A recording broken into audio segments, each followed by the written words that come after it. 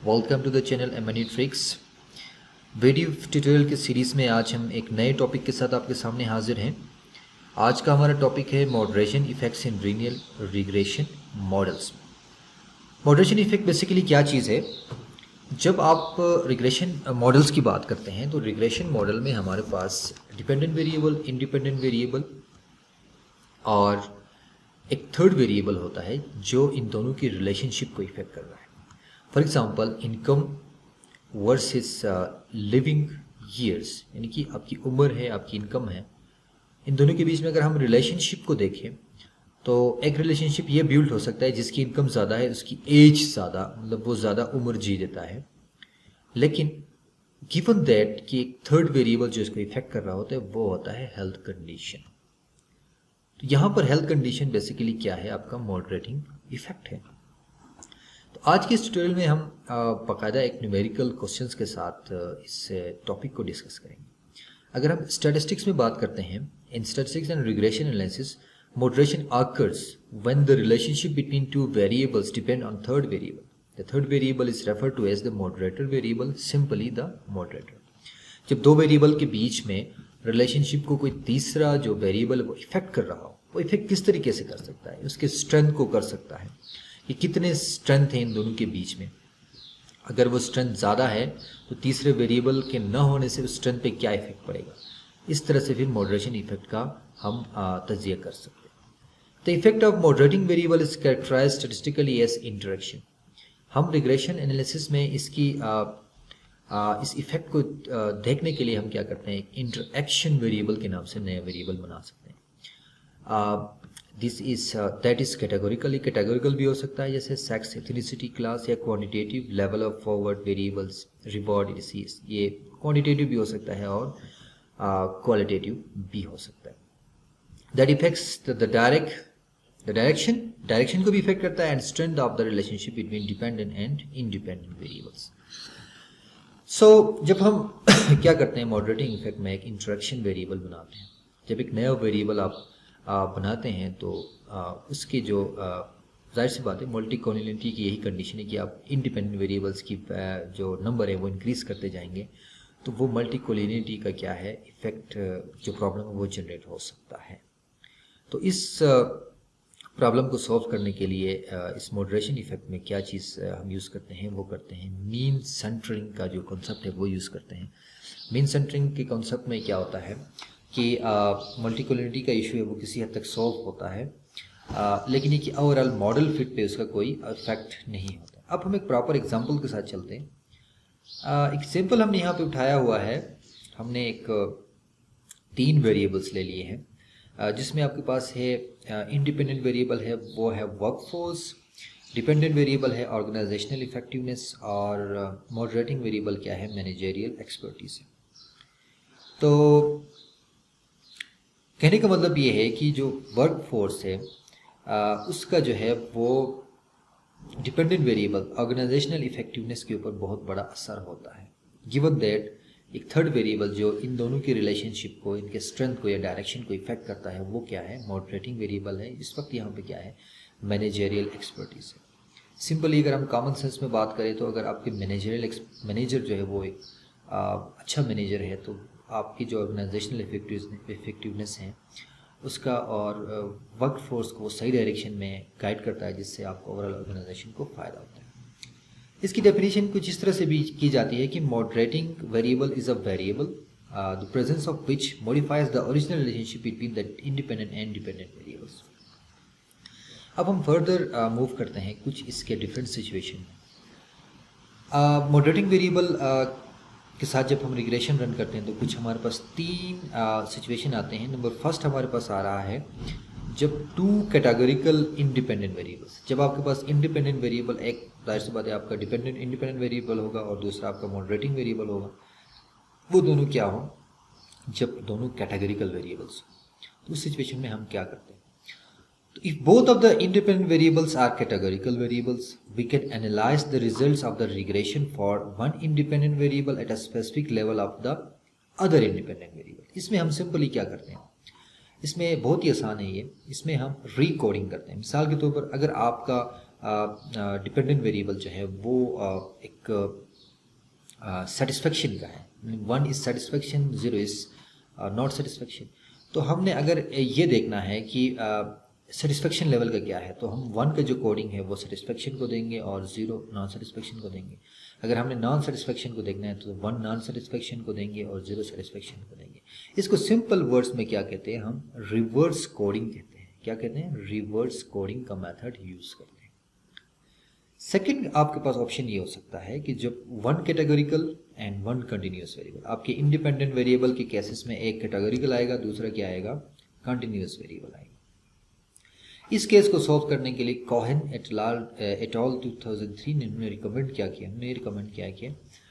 Using the following to prove simple effect of gender on the dependent variable y at 3 levels of the continuous independent variable: high 1 standard deviation above the mean, moderate at the mean, and low 1 standard deviation below the mean. If the scores of the continuous variables are not standardized, one can just calculate these values by adding or subtracting 1 standard deviation of the original scores. If the scores of the standardized score minus 1 continuous variable are standardized, one can calculate the 3 values as follows. This. A is with the 2 categorical independent variables, B2 represent the effect of the SLO score. तो simply क्या है कि इसमें अगर आपके पास 1 categorical and 1 continuous variable अगर given हो तो उस केस में हम क्या करते हैं, ये कोहेन एट ऑल का जो कॉन्सेप्ट है इसको यूज़ करते हैं। लेकिन इसका एक और तरीका भी है कि आपका जो अगर इंडिपेंडेंट वेरिएबल जो है वो कंटिन्यूस है और अगर आपका मॉडरेटिंग वेरिएबल है वो अगर कैटेगोरिकल है तो फिर आप उसकी कोडिंग करते हैं। कोडिंग के डिफरेंट तरीके हैं, इफेक्ट कोडिंग है, कंट्रास्ट कोडिंग है एंड डमी वेरिएबल कोडिंग है। आज के इस एग्जांपल में हम डमी वेरिएबल कोडिंग के साथ चलते हैं। डमी वेरिएबल में हम क्या करते हैं कि एक वे जो कंपैरिजन वेरिएबल होगा या एक्सपेरिमेंटल वेरिएबल होगा उसका बाकी तमाम के साथ इफेक्ट देखा जाता है, तो उसको एज अ डमी वेरिएबल हम कंसिडर करते हैं। फाइनल में क्या है कि 2 कंटिन्यूअस इंडिपेंडेंट वेरिएबल, जब दोनों आपके पास इंडिपेंडेंट वेरिएबल होते हैं, इसमें सबसे आसान तरीका क्या है? मीन सेंटरिंग का है। आप मीन सेंटरिंग की कंसेप्ट इसमें यूज़ करेंगे और इजीली आपका जो है मल्टीकुलरिटी का इशू भी सॉल्व होगा और मॉडरेटिंग जो इंटरेक्शन वेरिएबल है वो आप इजीली कैलकुलेट कर सकते हैं। तो अभी हम क्या करते हैं, अपने एग्जाम्पल की तरफ जाते हैं कि एग्जाम्पल के थ्रू कैसे हम इस चीज़ को समझेंगे। ये हमारे पास एक डेटा है, ये मुख्तलिफ डेटा हमने कलेक्ट किया हुआ है। हमने इसमें वेरिएबल्स बनाए हैं। WF आपके पास एक वेरिएबल है, वर्कफोर्स, OE ऑर्गेनाइजेशनल इफेक्टिवनेस है, और हमने इसमें जो है ME मैनेजरियल जो स्किल्स हैं जो हमने कहा था वो आपका ME है। मीन्स ये कि ME आपका यहाँ पे मॉडरेटिंग वेरिएबल है, OE आपका डिपेंडेंट वेरिएबल है और WF क्या है? इंडिपेंडेंट वेरिएबल है। तो हमने यही पढ़ा था कि सबसे पहले हम इंटरेक्शन वेरिएबल फाइंड करेंगे, तो दोनों इंडिपेंडेंट वेरिएबल्स का हम इंटरेक्शन फाइंड करते हैं, वर्कफोर्स और ME का। इसके लिए हम कहाँ पे जाएंगे? ट्रांसफॉर्म में जाएंगे, कंप्यूट वेरिएबल। कंप्यूट वेरिएबल का ऑप्शन आपके पास आएगा, तो इसमें आप एक इसको नाम कोई भी दे सकते हैं। मैं कहता हूँ इंटरेक्शन, ठीक है, ME और क्या है? WF। मैंने इसको नाम दिया और अब मैं WF को मल्टीप्लाई करूँगा सिंपली किसके साथ? मैं करता हूँ जी EF आपका जो है इसके साथ मल्टीप्लाई कर दिया, जिसको ME हमने कहा है। तो ओके करते हैं, तो ये आपके पास क्या आएगा? इंटरेक्शन वेरिएबल एग्जीक्यूट हो गया। अब हम इसमें मॉडरेटिंग इफेक्ट को चेक करने के लिए सिंपली एनालाइज में जाएंगे, फिर रिग्रेशन में जाएंगे और सिंपल लीनियर रिग्रेशन में चले जाएंगे। यहाँ पे जो हम रिग्रेशन रन करेंगे, हमारा जो डिपेंडेंट वेरिएबल है वो क्या है आपके पास? ऑर्गेनाइजेशनल इफेक्टिवनेस है, डिपेंडेंट वेरिएबल है। वर्कफोर्स आपका इंडिपेंडेंट वेरिएबल है और ME आपका क्या है? मॉडरेटिंग इंडिपेंडेंट वेरिएबल है। इसमें आप इंटरेक्शन वेरिएबल को डालने के लिए हम इसमें नेक्स्ट करेंगे, क्योंकि ये मॉडरेटिंग इफेक्ट को चेक कर रहा है। इसका फ़ायदा क्या होगा ये मैं अभी आपको बता देता हूँ। इसका फ़ायदा ये होगा कि ये जो मॉडल हमने यहाँ पे बनाया है डिपेंडेंट और 2 इंडिपेंडेंट वेरिएबल्स का, और ये मैं आपको बता दें, यहाँ पे हमने कोडिंग जो है वो डमी वेरिएबल कॉन्सेप्ट के साथ किया है, क्योंकि एक हमारे पास कॉन्टिन्यूस है, दूसरा क्या है? कैटेगोरिकल वेरिएबल है। हमने ये किया है कि एक इंडिपेंडेंट वेरिएबल और मॉडरेटिंग इंडिपेंडेंट वेरिएबल को एक डायरेक्ट रिग्रेशन में देखा है, और फिर नेक्स्ट मॉडल में हमने क्या किया है? इंटरेक्शन वेरिएबल को भी चेक किया है। अब इसकी इंटरप्रिटेशन भी चेक करते हैं आउटपुट फाइल में जाके, इसको ओके करेंगे तो यहाँ से फिर आपके पास ये 3 जो हैं वो रिग्रेशन रन हो चुके हैं। मॉडल समरी को अगर हम देखें तो फर्स्ट मॉडल भी 8.4 इस गुड फिट है और सेकंड भी गुड फिट है, इसकी गुडनेस ऑफ फिट भी ज़बरदस्त है। R² जस्टिस R² भी आपके पास 7 तकरीबन 1 के करीब है, ये अच्छा मतलब मॉडल है, अच्छा गुड फिट हुआ है। इनोवा में देखें तो ओवरऑल सिग्निफिकेंट है, ये भी अच्छा है।